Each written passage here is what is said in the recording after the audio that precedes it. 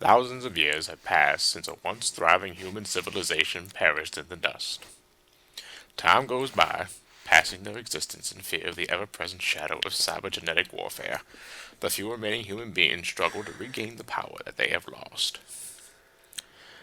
With the desolate I'm sorry, let me read that again. With the desolate future, the people look to their past for a glint of hope. Excavations at an ancient tower have provided the people with a deadly arsenal, now turned upon their foes. This power has created strife amongst surrounding nations, all struggling. Never mind. The fate of the world rests on the wings of an armored blue dragon. I'm Morgan Freeman, and this is Panzer Dragoon for the Sega Saturn. Colonel Dioda! Greetings, ladies and gentlemen. It is I, Johnny of the Super Gamer Brothers, and I have once again brought Russ, who has once again brought us another Sega Saturn title for the channel, because you know Russ, he's all about that Sega Saturn, and he wants to show that there is potential hope in the system itself. A system that was so ignored in its American run. It was indeed. Because of the PlayStation, because of the Nintendo 64. Because of everything. And then the fact that they didn't give all the good games over here in America. Yeah, so that may have something to do with it. So, give you guys a little bit of a background. Again, I am the Opaque Senator, and welcome. Greetings, and yes. So, this actually, the game we're about to play, it's Panzer Dragoon. It is actually a launch title for the Sega Saturn. One of the very few, because the Sega Saturn was a surprise launch. Guess what? It's out in stores now. Oh, fuck. Go, people, go. Buy your Sega Saturn. Go, do what you need to retailers. do. Buy them. You don't have them in their store. What's the matter with you? I don't understand. And this is after, the 32X debacle and the Sega CD debacle. And Yeah, and that pissed off retailers, actually, when, the Saturn was revealed, and it said, it's actually, that's the best part, it's already out in stores now. It's like, well, nobody told us about this shit. We don't have nothing in stock. No games and shit like that. Yeah, I believe Toys R Us, or K&B Toys, stopped carrying the system after, not long after its release because of how poorly Sega handled the launch. But Sega and piss poor marketing are pretty synonymous with each other in the mid '90s, and you can argue that's what caused the ultimate downfall of their hardware division. Absolutely. So what you guys are watching now, they never actually say his name in the North American release of this game, which is obviously what we're playing. I am not Japanese.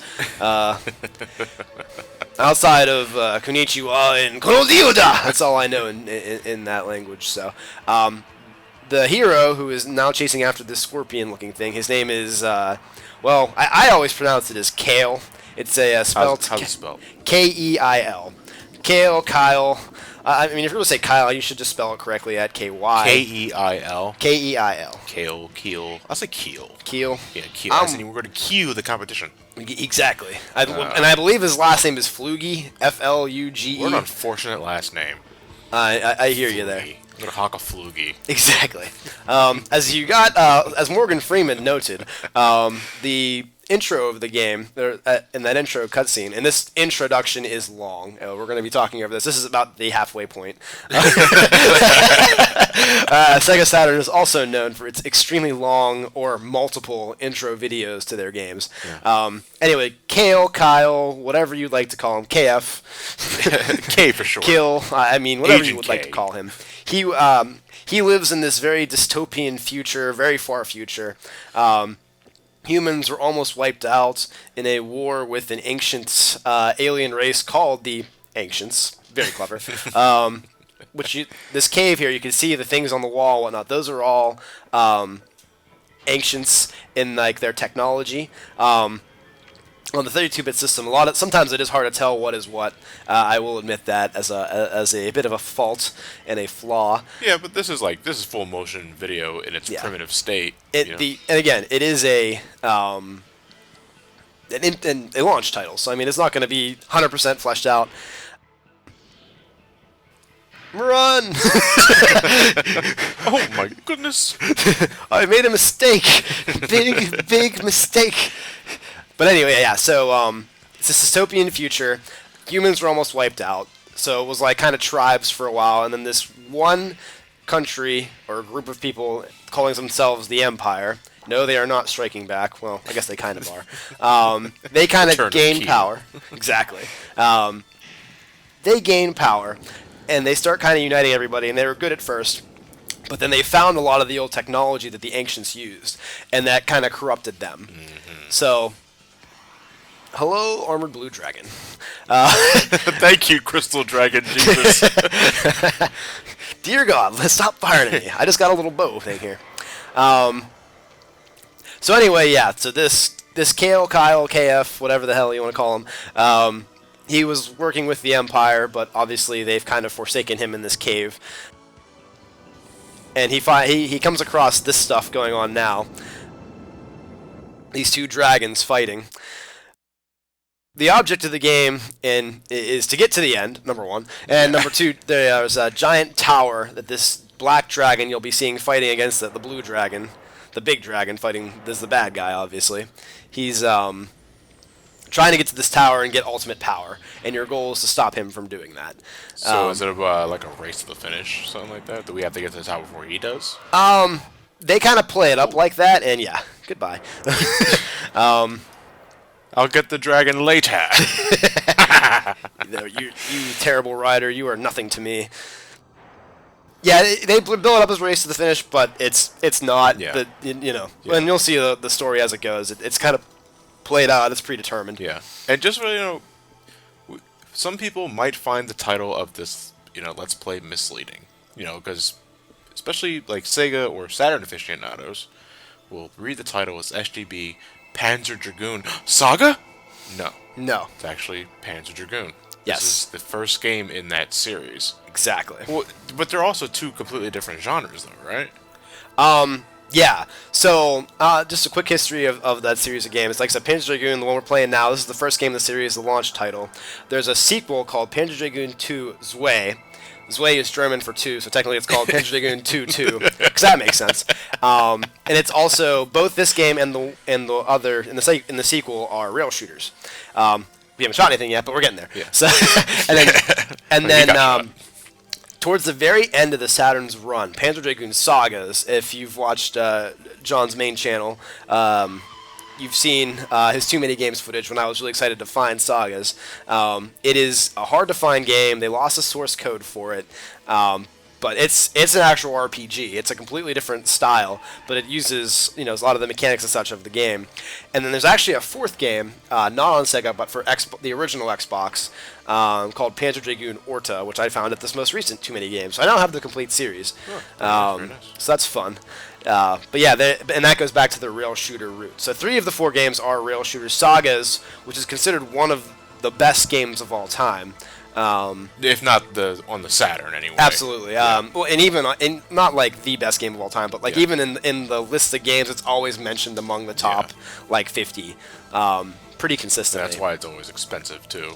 Well, it's expensive because, like I said, they can't ever recreate it. Yeah. It's the source code is lost. Like this is if you do not own a Saturn, you do not you cannot have the this only game. way we would be getting another one is if they remade it from scratch. Episode 1, The Phantom Menace. The musical track you're hearing right now is called Flight. It's one of the iconic pieces from the game. It's pretty. It's kind of majestic. I like it. I love the music from this game. Either this is the greatest synthetic orchestra I got, or they got a full-out orchestra for this game. Now, I imagine it was probably the real thing. If this is a launch title for the Saturn, they wanted to pull all the stops saying that, yes, we can do 3D. This ain't no 32X. This is no Neptune, not a Sega CD. This is the next generation of Sega's hardware lineup. Exactly. So a little bit of there's not a whole lot to the game like mechanics. What you see now is pretty much what you get. You only have 2 modes of attacking. You fire with A, B, or C. They all fire. Regular bolts at them. And if you hold in any of those buttons, you'll see the squares start to move around like they are now. And you have lock-on lasers that the dragon fires. The regular gun is Kale firing. And the lock-on lasers are the dragons. Yeah, you know what? I wouldn't be surprised if... do you remember the Sky Chase portion from Sonic Adventure 1? Where yes. You're controlling the tornado biplane? Uh-huh. The controls for the tornado biplane are pretty much ripped exactly right from this game. Right down to holding down the button to release a charged homing laser. Yeah, it really is. The They said after the first Star Fox game for the Super Nintendo, a lot of the reviewers at the time on IGN and whatnot called this like the next like evolution in that kind of game. Yeah, and then Star Fox 64 came out and blew it out of the water. Exactly. I believe this predates Star Fox 64. Oh yeah, it does. I think a year and a half or so. Yeah. It's not much, but it is. And I gotta it tell is you, the enough. first thing I thought of was Star Fox when I saw this Absolutely. game in action. Only with dragons. Yes. And, laser shooting dragons, to be more accurate. You gotta add in that Dr. because... Evil laser. Yeah. The other kind of unique thing about this game is the 4 ways. So using the left and right shift buttons on the Sega Saturn controller, I can panzering around, if you will, to like see all 4 directions, and things will come at you. And in the top right-hand part of the screen, it serves as a radar. The little dragonfly obviously is me, and the cell shaded area above it is where I'm facing, as you can see at the moment. It's your field of vision, pretty Exactly. much. And again, that'll change again as I maneuver around. Yeah, okay. This first level is pretty easy, just kind of getting used to the controls. You can invert them if you want. I have the controls inverted, but you can also do it regular. If you're playing a flight game, I have to be inverted. Yeah. Down has to be up, and up has to be down. It drives Elliot insane, but I'm not Elliot. I'm good both ways. I need this first level to like get used to it each time, because it always throws me off the first time I play him. Yeah. But yeah, a little bit more about the history of the game. Again, with the Rush launch, Sega had to kind of do things on their own. The creators of this game, they were known as Team Andromeda, and the guy who pitched the game when he actually did this, he was like 22, 23 years old at the time, and he became very attached to this series, got it off the ground. This ship is an Empire ship, so... And our first boss of the game. First boss of the game already. But anyway, Team Andromeda and a lot of the other Sega stuff, they were kind of asked to put on a lot of hats for the game, for like the games they were producing for the launch, because the third-party developers, because of the way Sega handled things, didn't want to create games. So Team Andromeda was created to create the rail shooter that is this game, Panzer Dragoon.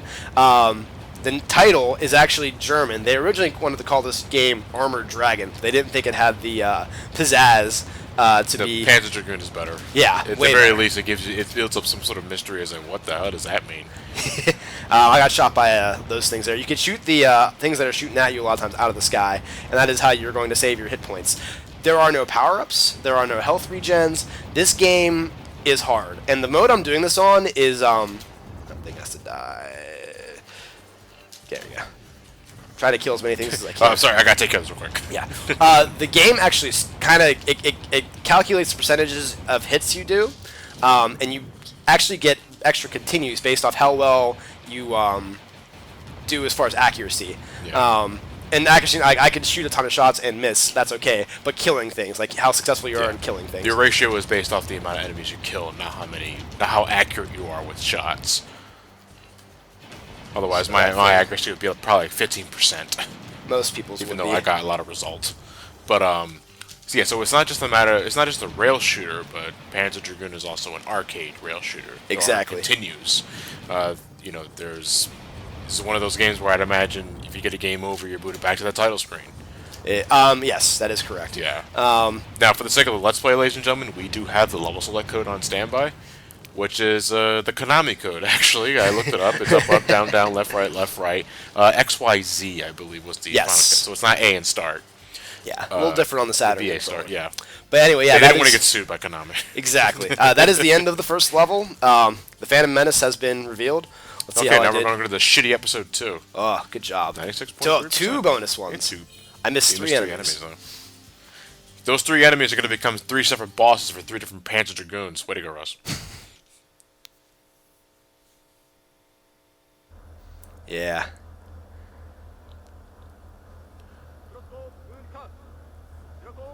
The language, by the way, that they're- English! the language they're speaking is a combination of Latin, German, English, and something else. I can't remember what the fourth one was. What, just like bunched together? Yeah, they tried to actually create a language out of it. Not quite as in-depth and fleshed out as Klingon, but... No, it is Klingon. Just bunch a whole bunch of languages together. Call it Klingon. Exactly. Probably more comprehensible than whatever language Midno or Fee speaks in Skyward Sword or Twilight Princess. John, it's Phi. I'm sorry. So, well, level 2, I'm in the desert. Giant worms are The trying to second kill level's me. a fucking desert level. God damn. Thanks, Sega. Thanks, Nintendo. Shit. Hey, look at this weird ass contrast. You got this sandy beach-like ground here, and you got blue mountains and blue hills. Oh, Yeah, those little tail things came after me. this level looks like it's really testing you how to look at check your rear view mirror, check your side mirrors. Exactly. For incoming traffic. Like that. Yeah. So this is where the homing laser really starts to shine. But the thing is, that the weird thing about this game is it makes you think you need the homing laser a lot, but like it's actually better a lot of times just to actually flat out shoot things because Yeah. it takes a second to aim. It does take like it has to. You have to get it right in the center of all those sights, and like if you, it's just much easier like to just panzer around and just shoot things like that.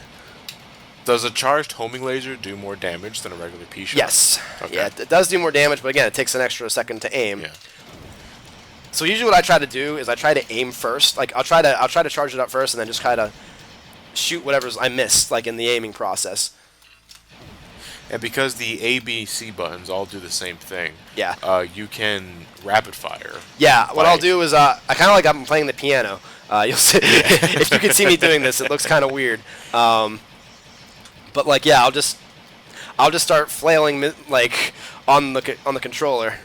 Yeah, this is gonna be easier Yeah, to because do. you feel like if you can get a good shot while being at a standstill, there's nothing stopping you from just like alternating between A and B rapidly. Yeah, A, B, and C. So you'll see me. Yeah. And especially for the big ship bosses, it's a lot easier to do it that way. Yeah, do as much damage as you can. Like something like that, yeah, you want to use a homing laser. And the level doesn't change. Like it always goes through the same predetermined path. So that's kind of how this game I think was meant to be beaten. And this, ladies and gentlemen, this is a hard game. I'm not just saying that. Like, There's also different difficulty selections. yeah. so Again, this is the normal mode. Yeah. Just to give you an idea, like I haven't even done Wizard Mode. I've had this game ever since it came out in 95, 96. I think 95 actually. I didn't beat this game until I got to college. Like, Goddamn. I mean, it was not an easy game. But there are different modes Just by difficulty. by difficulty. Yeah. So okay, so whoa, what's wizard mode? Wizard Mode, I haven't even tried it. It is literally just supposed to be like there's so much things coming at you. That spit, if it hits me, will hurt me. Like it did there. It's throwing some green shit at you, man. I know, right? Take that. Oh, those tail things Yeah, hit you you. catch fire. What did I do?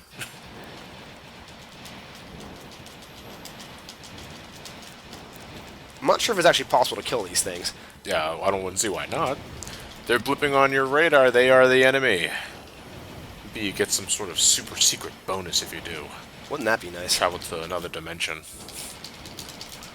Too slow. I'd imagine, though, you do have to keep these guys at bay, though. Otherwise, what's stopping them from just bombarding you with green acid? They do go away eventually, even if you don't kill them. Yeah, but I suppose if you lay the pressure on them, it hinders their attacking pattern. Yes. Otherwise, why bother fighting them at all? It's a very pessimistic Well, look at life. for the kill count, it's worth it. Oh, Like if you want to get as many of the enemies killed as you can, which I missed a couple early on, so was that you got to break all the segments off first and then go for the head. yeah. There's one over here. Oh, where'd he go? There Oh, he is. there's.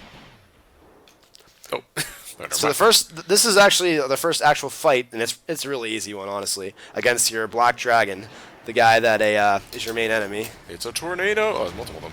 Oh, he comes from behind. Cowardly bastard. That's his biggest attack. If it hits you, it hurts, but it's really easy to dodge. It only goes in a straight line. Yeah, I mean, he panzers over you. I keep saying panzer; it's just so much fun. It's like, what are you aiming for? I'm over here. Yeah, it doesn't even look like he tries to home in on your current location. He just fires and hopes for the best. Pretty much. And even in his final form, which we'll see eventually. Not that long of a game. He's on my ass. These tornadoes are here to visually fuck with you. Because they don't seem like there's any threat to these things at all. No, yeah, they're literally trying to mess with your vision. Yeah. Well, it's kind of effective, actually, because I can't stop looking at them. Then again, I'm not playing the game. So I notice these things a little more often. You're focused on the guy. Exactly. Yeah, you'll see him kind of riding the dragon, the little black guy. Yeah. Man in black, we'll say. I won't say black guy. It's That's a good thing. the man in black. I don't even know his race. He's Asian. Just gonna go Asian. Shutdown was not as ratio, good. 81, I screwed up the beginning of that level, so I didn't get an extra. Just 24 enemies. Who really cares? You just survived. Exactly. Live to fight another day.